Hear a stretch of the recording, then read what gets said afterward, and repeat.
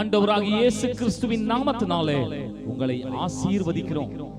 நாகூர் 2ஆம் அதிகாரம் 2ஆம் வசனத்தில் கர்த்தர் சொல்லுகிறார், கர்த்தர் யாக்கோபின் மகிமையை திரும்பி வர பண்ணுவது போல இஸ்ரவேலின் மகிமையும் திரும்பி வர பண்ணுவார்.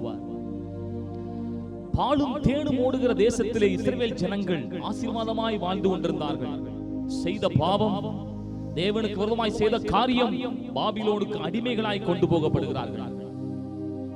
அப்பொழுது தெய்வம் வாக்கு பண்ணுகிற காரியம், உன் தகப்பன் யாக்கோபு மகிமையோடு திரும்பி வந்தானே, அதே போல நீயும் மகிமையோடு திரும்பி வருவாய் என்று சொல்லுகிறார்.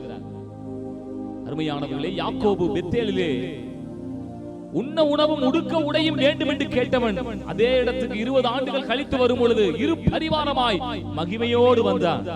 அதே போலத்தான் உன்னையும் பாபிலோனிலிருந்து மகிமையாய் திரும்பி கொண்டு வருவேன் என்று ஆண்டவர் சொல்லுகிறார்.